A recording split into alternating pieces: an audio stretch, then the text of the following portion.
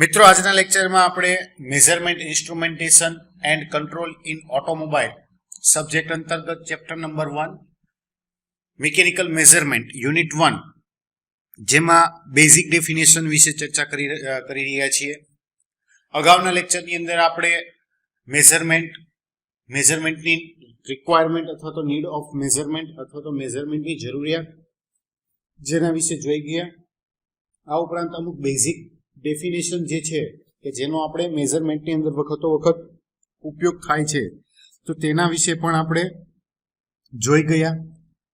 તો આજના લેક્ચરમાં હવે આપણે આગળ વધીશું અને જોઈશું વધારાની જે ટર્મ અથવા તો ડેફિનેશન છે તેના વિશે. તો સૌથી પહેલા આજે આપણે જોઈશું readability. Readability in the easy with which of written instrument value or reading can be understood by reader. રીડેબિલિટી જે છે તે એક સિમ્પલ છે અને તેની સાથે જે કોઈ પણ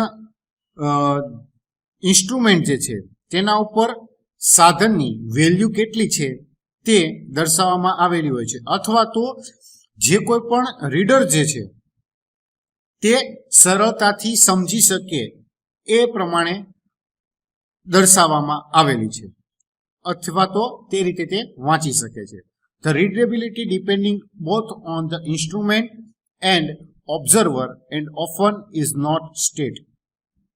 હવે રીડેબિલિટી જે છે તેનો આધાર મુખ્યત્વે બે બાબતો ઉપર રહેલો છે અને તેની અંદર જોવા જઈએ તો એક છે ઇન્સ્ટ્રુમેન્ટ અને બીજા નંબરમાં આવે છે ઓબ્ઝર્વર, એટલે કે કોણ એને ચેક કરે છે અથવા તો આ જે દર્શાવવામાં આવેલું છે એમાં પણ આ બંને ઉપર આધાર રાખતો હોય છે. નેક્સ્ટ આવે છે પ્રિસિઝન એન્ડ એક્યુરેસી.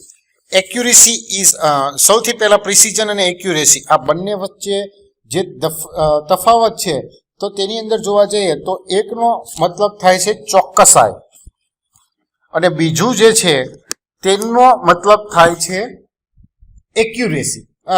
એક્યુરેસીની પ્રિસિઝનનો મતલબ છે કે કેટલું નજીક છે, તેની ઓરિજિનલ વેલ્યુની નજીક કેટલી એની વેલ્યુ છે તે દર્શાવે છે. Accuracy is how close a measure value is to the actual value or true value. હવે એક્યુરેસી જે છે તે કોઈ પણ આપણે મેઝરમેન્ટ કરેલી વેલ્યુ છે તે તેના ટ્રુ વેલ્યુથી કેટલું નજીકની વેલ્યુ દર્શાવે છે તે નક્કી કરે છે. Accuracy of an instrument can be defined as the ability of the instrument to respond the true value of measure variable under the reference condition. હવે ઇન્સ્ટ્રુમેન્ટ જે છે તેની એક્યુરેસી રેફરન્સની કન્ડિશન નીચે તેની દ્વારા માપવામાં આવતા જે કોઈ વેરિયેબલ જે છે તેને તેની જે ટ્રુ વેલ્યુ હશે તેને રિસ્પોન્સ આપવા માટે ઇન્સ્ટ્રુમેન્ટની એફિશિયન્સી ની મદદ એક્યુરેસી જે છે તે કેટલો ઇન્સ્ટ્રુમેન્ટની જે રિસ્પોન્સ આપે છે તો તેની મદદથી ઇન્સ્ટ્રુમેન્ટની કેપેસિટી કેવી છે તે આપણે વ્યાખ્યાયિત કરી શકીએ છીએ. In other word, it is closeness with which the instrument reading reach the true value of quantity being measure. બીજા શબ્દોમાં એવું પણ કહી શકાય છે કે તે નક્કી કરવા આપણે જે કોઈ પણ ઇન્સ્ટ્રુમેન્ટ દ્વારા માપવામાં આવતું જે રીડિંગ જે છે તે તેના ઓરિજિનલ વેલ્યુ ની કેટલું નજીક છે અથવા તો તેનું કેટલું નજીક સુધી પહોંચી શકે છે તે દર્શાવે છે. Precision is how close the measure value are to each other. જ્યારે આપેલો કોઈ પણ એક વેલ્યુ જે છે તે એકબીજાની કેટલા નજીક છે તેને પ્રિસિઝન કહેવામાં આવે છે. આપણે અહીં જે એક્ઝામ્પલ એક્યુરેસી અને પ્રિસિઝન છે તો તેના માટેના દર્શાવવામાં આવેલા છે. ફર્સ્ટ વન જે બે અલગ અલગ ફિગર અહીંયા દર્શાવવામાં આવેલી છે. એકની અંદર આપણને એક્ઝામ્પલ અલગ અલગ આપેલા છે એક્યુરેસી અને પ્રિસિઝન માટે. હવે જો આપણે સૌથી પહેલો ગોલ જે છે પહેલા ફિગર જે 3 વાળી છે એની અંદર કે આપણો ગોલ જે રેડ કલરનું સર્કલ છે તેના ઉપર એરો માર્ક જે છે આપણે જે એરો ફેંકીએ છીએ તે ટચ થવું જોઈએ અથવા તો તે ત્યાં ચોંટવું જોઈએ. તો આપણે આ પ્રયત્ન કરતા ગોળ જે સર્કલ જે છે રેડ કલરનું જે સર્કલ છે તો તેનાથી થોડુંક દૂર આપણે જે ગ્રીન કલરનો બેન્ડ જે છે તેની અંદર એરો છે તે લાગે છે.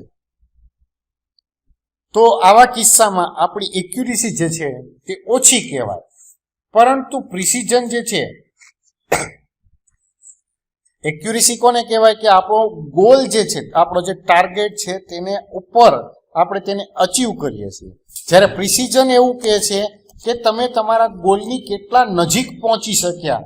આ બંને વચ્ચેનો જે ડિફરન્સ જે છે તે આપણને પ્રિસિઝન અને એક્યુરેસી જે છે તે આપણને ટર્મ સમજાવી શકે છે. નેક્સ્ટ ફિગરની અંદર આપણને એવું કહેવામાં આવ્યું છે કે જે આપણો બ્લુ કલરનો બેન્ડ છે, મેજન્ટા કલરનો બેન્ડ છે, તેના ઉપર આપણા એરો જે છે તે ફિક્સ થાય છે. એટલે કે આપણો જે ટાર્ગેટ રેડ કલર છે તેની ખૂબ જ નજીક પહોંચ્યા છીએ. તો આવા કિસ્સામાં આપણી એક્યુરેસી પ્રમાણમાં થોડીક વધારે છે, પરંતુ આવા કેસમાં પ્રિસિઝન આપણું ઘટી જાય છે. નેક્સ્ટ ફિગર જે 3rd નંબરની છે તેની અંદર આપણો જે ટાર્ગેટ રેડ જે હતો, રેડ રાઉન્ડ, તેના ઉપર આપણા બધા જ એરો લાગે છે. અને આના પરિણામે આપણે એક્યુરેસી જે છે તે કેટલી હોય છે તો કે હાઈ એક્યુરેસી થાય. અને પરિણામે જે પ્રિસિઝન મળે છે તે પણ હાઈ દર્શાવે છે. બાજુની અંદર એક ફિગર છે તો તેની અંદર ABCD એમ આપવામાં આવેલું છે. તો જેમ જેમ અહીંયા જોઈએ છીએ કે એ ફિગરની અંદર બધા જે છે તે સારામાં સારી આપણને પ્રિસિઝન મળે છે. જ્યારે ડી ફિગર જે છે તેની અંદર સેન્ટરમાં જ બધા એરો માર્ક થાય છે, એટલે કે તેની અંદર એક્યુરેસી આપણને પ્રમાણમાં વધારે મળે છે. અને આ વખતે આપણું પ્રિસિઝન પણ સારું છે. પછી આપણે બી ફિગર જે છે તેની અંદર દર્શાવે છે કે અહીં આપણે એક્યુરેસીની નજીક છે પણ પ્રિસિઝન લેવલ આપણું એટલું નથી. પરંતુ સી ફિગરમાં આપણે જે રીતે પહેલાની નજીક હતા તો તે રીતે એક્યુરેસી આપણી ઓછી છે પણ પ્રિસિઝન એ વખતે વધારે છે. અને લાસ્ટની અંદર આપણું એક્યુરેસી અને પ્રિસિઝન બંનેની રેન્જ જે છે તે સૌથી સારી કહી શકાય છે. Precision of the measurement system, also called reproducibility or repeatability, is the degree to which repeated measurement under the unchanged condition show the same result. એટલે કે જે કોઈ પણ આપણે મેઝરમેન્ટ સિસ્ટમની અંદર પ્રિસિઝન જે છે તે તેની રિપ્રોડ્યુસિબિલિટી અને રિપીટેબિલિટી પણ કહેવામાં આવે છે. અને તે એક એવી ડિગ્રી જે છે તેની અંદર તેના અંદર જે કોઈ પણ સિસ્ટમ જે છે તે વારંવાર રિપીટ થતી હોય છે અને તેને પરિણામે જે કોઈ પણ રિઝલ્ટ મળે છે તે પણ સેમ જ મળતા હોય છે. In the other word, precision is measure of degree of agreement within the group of measurement. અથવા તો બીજા શબ્દોમાં આપણે એમ પણ કહી શકીએ કે પ્રિસિઝન જે છે તે મેઝરમેન્ટનું જે ગ્રુપ છે તેની અંદર એક પ્રકારનું ડિગ્રીનું એગ્રીમેન્ટ કરતું માપ દર્શાવે છે. નેક્સ્ટ આવે છે loading effect.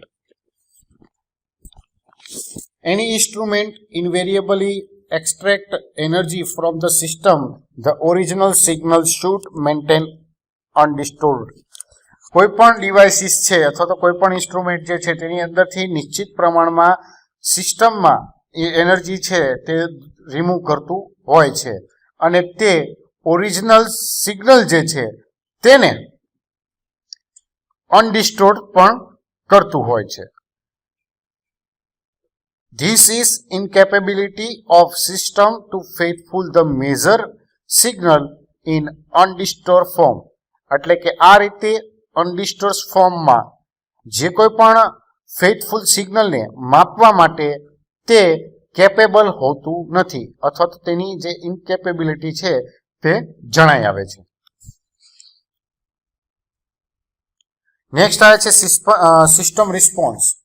Response of a system may be defined as the ability of the system to transmit present all the relevant information contained in the input signal. System response જે છે તે ઇનપુટના સિગ્નલને પ્રેઝન્ટ કરવા માટે અને તેને ટ્રાન્સમિટ કરવા માટે તેની સાથે સંકળાયેલી તમામ જે માહિતી જે છે તે ભેગું કરવાની અથવા તો તેને એકઠી કરવાની જે ક્ષમતા છે તેના દ્વારા વ્યાખ્યાયિત કરી શકાતું હોય છે. તો આ રીતે અલગ અલગ પ્રકારની ટર્મ અથવા તો ડેફિનેશન જે છે તે આપણે મેઝરમેન્ટની અંદર ઉપયોગમાં લેવાય છે.